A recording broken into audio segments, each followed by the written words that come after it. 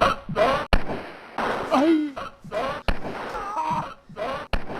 and welcome to the Lost Media Chronicles, a show which goes over various lost movies, music, and in this month's case,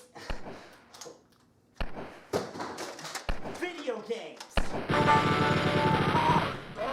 Why the hell would you have to give me such a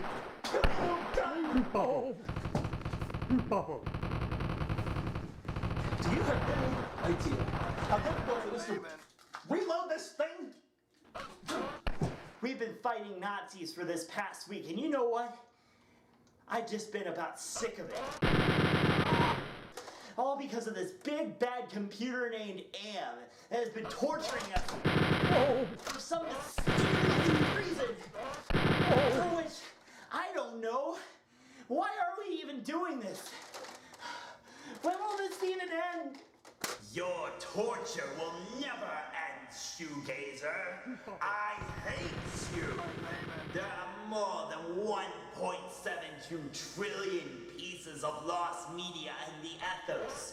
If the word hate were inscribed. Okay, schmuck. I haven't been able to get a wink of sleep in the past week because all I've been hearing is Wolfenstein, Gestapo, and then a bunch of gunfire goes off, and then I hear either somebody screaming or mine Laban. How the heck is anybody supposed to get a wink of sleep in this type of a war zone, eh? What are you insinuating at? You sad, pathetic excuse for a bird. I'm insinuating that you get the hell out of here. I'm going to make you regret the day you ever started messing with my boys. They did this to themselves. If they hadn't angered me, they wouldn't be dealing with this right now. You know what? This is my show. They are under my contract. How about I make a little deal with you? A deal? I don't make deals with inferior beings like yourself. Oh, trust me. I think you'll like this one. Fine, but it better be as good as you say it is. I recognize these SS officers and Nazi gods from a very particular video game. A very influential and important one at that. And it comes from a franchise whose lost media is often overlooked. It's called Wolfenstein. There is no lost media linked to the Wolfenstein franchise. You're a fool. But there is, and I'll prove it to you. As a matter of fact, some of the lost media is considered influential and important to the gaming industry. And if I prove you wrong, you have to let my boys go. And if I'm right, then you get to torture me for the rest of eternity as well. Bada bing, bada boom. I like this deal. You'll be sure to lose. I always needed another feather duster. I'll go shove it where the sun don't shine, you wiry loser. Okay, so Wolfenstein. When most of you hear that title, what comes to mind? That's right, the infamous first-person shooter made by id Software in 1992, known as Wolfenstein 3D. It's had a huge resurgence in popularity due to its cartoonish violence, innovative gameplay, explorative nature, and most of all, it's just a blast to play through. Its biggest fans actually prefer it over Doom. id Software's breakthrough game that innovated the first-person shooter genre as a whole. Wolfenstein's story stems farther back and actually continues much later than that, though. Now, keep in mind that while I'm gonna try to go over as much of the franchise as possible, I'm going to focus mostly on the lost media connected to it. So if there isn't that much lost media involved with it, I'm probably not gonna cover it in all that much detail. So the history is going to be more of a drive-by version than a full-out gangster shootout. If you want a more detailed history lesson behind the franchise, Gaming Historian has a great example that you can find right over here. Now, on with the show. Wolfenstein 3D is actually something of a remake of an old Apple II computer game released in 1981. Created by now legendary programmer Silas Warner, it introduced gamers to the world of an imprisoned Allied soldier who was then unnamed. The soldier must kill Nazi gods, dress in their disguises, sneak up behind enemies, and slowly make his way out of the dreaded castle. It's aged surprisingly well, despite its graphical design looking like someone puked all over your screen. It is credited with being one of the first ever stealth games that would later go on to influence the Metal Gear Solid franchise. 3 years later, a sequel was released titled Beyond Castle Wolfenstein, further expanding on the gameplay elements. To the best of my knowledge, there is no lost media connected to these games, and if there is, it's not really in high demand. Silas Warner wasn't really known for excessive unreleased gameplay elements, and was rather secretive about things that he didn't really consider to be all that essential to the overall experience to the game. So, let's just move forward. Muse Software, the company that developed the first 2 Wolfenstein games, went belly up in 1987 due to alleged poor management. You know, kinda like that other big mafia family that fell apart a few years before, the Spellini guys. The rights of the Wolfenstein franchise ended up in the hands of a woman who sold them to a legendary company called id Software for a fairly low price. Or, the title fell into public domain and that's when id snatched it up. The straight truth isn't exactly clear and there seems to be conflicting stories on that. In 1991, the gaming industry was entering something of a new age. With the 16-bit era pushing the limits of perspective and dimensions, many new gameplay engines were being developed that would revolutionize the industry. It was still only moderately successful at the time. Remember, this is before the days of Doom. They were still only really known for the 2-dimensional series of games called Commander Keen. Now, the next game in the Wolfenstein franchise would be made by id, and it's often incorrectly given the title first-person shooter, which I know sounded really awkward with my accent, but get over it! I'm Italian for crying out loud! However, a few other games and prototypes were developed beforehand, a couple of which were even made by id. The first-person perspective game ever made by id was called Hover Tank 3D. The game was liked fine by fans and critics, but many found its lack of wall textures and the fact that you were playing in the perspective of a vehicle rather than a person to not be all that immersive. Id would later make Catacomb 3D, another first-person perspective game that added textures. It was also liked well, but it would be its next major project that would make video gaming history. Wolfenstein 3D was released in 1992 to critical and commercial success. As said before, the game was a recreation of the original Apple II computer games. This time, though, the character was given a name and a face. B.J. Blazkowicz. And I know that this show has been avoiding using all that much swearing in the past, but look at this! This guy is a fucking badass! He's just holding a chain gun and screaming up into the air, standing over a fucking bloody Nazi corpse! That's just cool! It makes my feathers tremble in awesomeness! And the game, holy crap does it deliver! It's immersive, tense, and allows the player to explore its various levels with hidden rooms which are accessed by pushing the walls. And yes, you have to hold the space bar in order to do this, which makes this horrendous loud farting noise. Yeah, I don't really like it either. No wonder they actually took it out of later builds of the game. Enough! All you've done is talk about the history of the franchise so far. Get to the lost media already. Come on, Fred. Get to the point. I don't want to go through this for the rest of eternity. Oh, come on. You gotta tell the whole story if you want the viewers to be interested. Okay, so you don't like what I have here. You know those stealth elements from the early Wolfenstein games? Well, according to several staff members who worked on Wolfenstein 3D, you know, all 5 of them, the game was originally supposed to include these stealth elements. However, due to computer limitations at the time, it held the game back and its creators realized that the beauty of the game was in its violence and exploration. It makes sense why they took those features out. However, this build of the game is actually historically significant in the gaming industry. Lies! Prove to me that it's important! Motherfucker, be patient! I was getting to that! Anyways, Think about all those first-person shooters that everyone likes to play these days. You know, like Call of Duty, Halo, and all the like. What's a big part of those experiences? It's the realism. The ability to wear disguises and make your way around. The ability to completely know your environment and master it. The ability to sneak up on enemies and whack them in a first-person perspective. Well, Wolfenstein 3D may have been the earliest example of this in gaming. And the big thing is, this is constantly overlooked. I get it. It would have held the game back. We can't fault id for not wanting us to see it. But due to the direction shooters took and how immersive the realistic gameplay got, this is a big deal.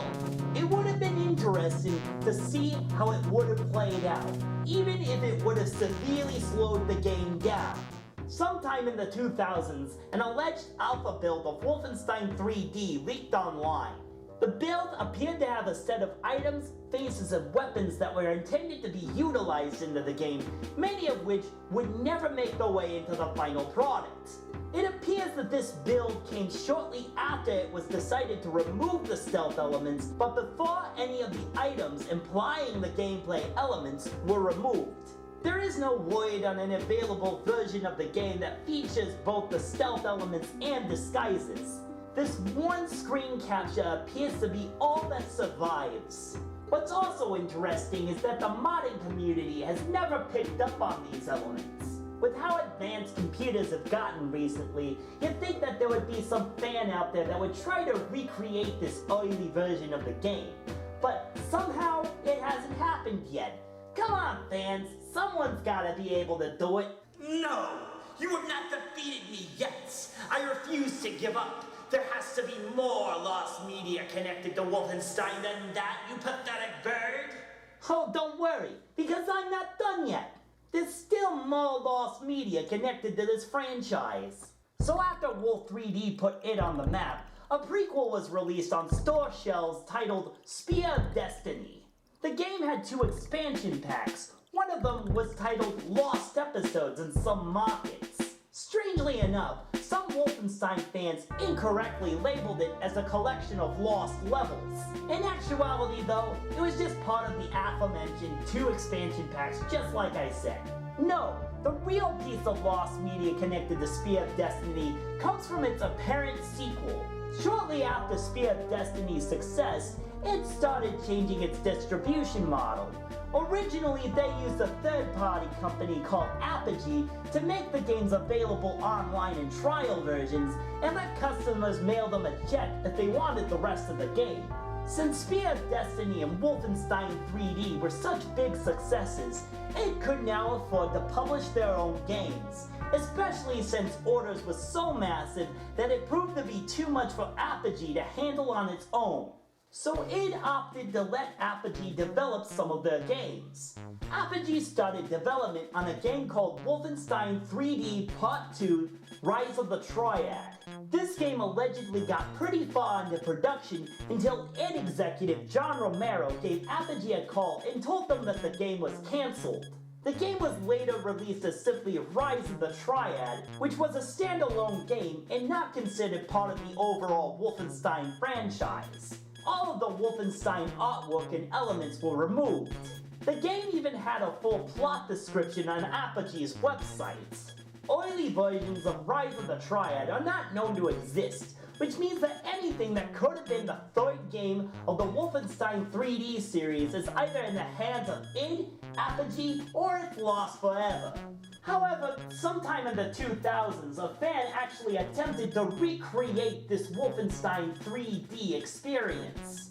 While it is available online, it's really unknown how close to the original product it actually was. The franchise remained quiet for a number of years until 2000 when it decided to let third-party companies handle some of the intellectual property.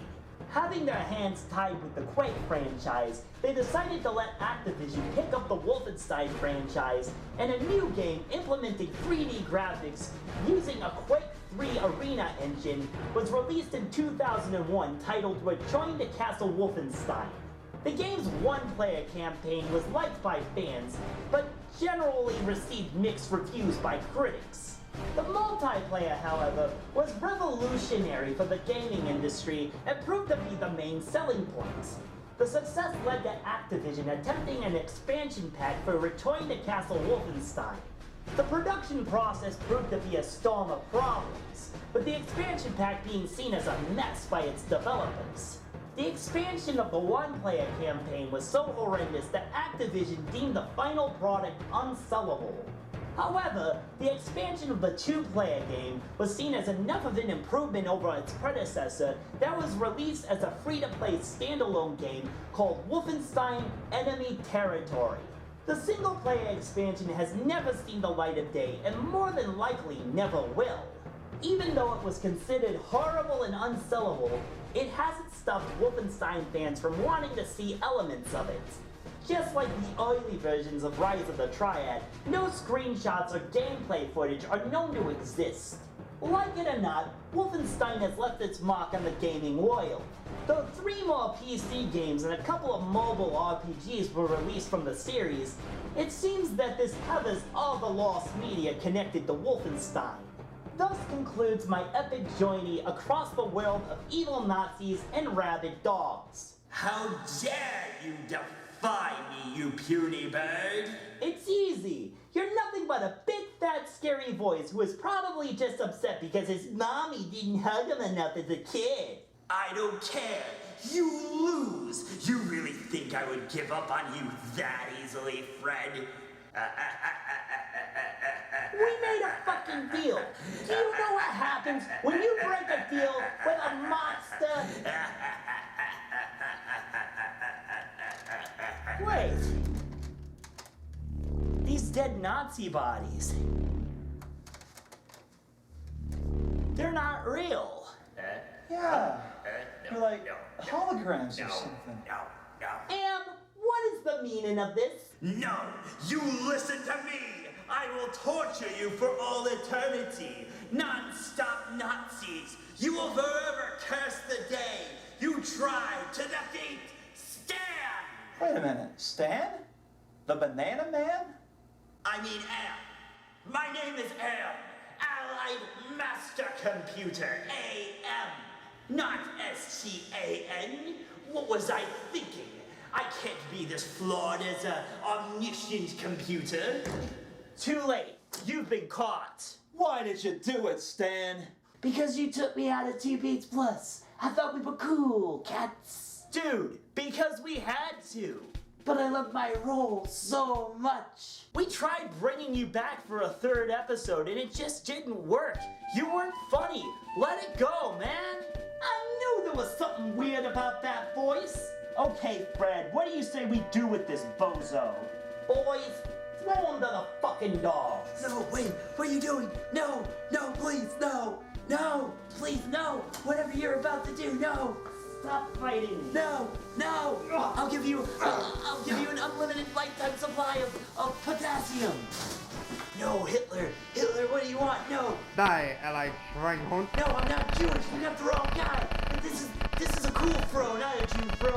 I'm not Jewish, I swear. Why are you Join us next time, when hopefully we go over something less annoying than this. Maybe another Nintendo game. See you later.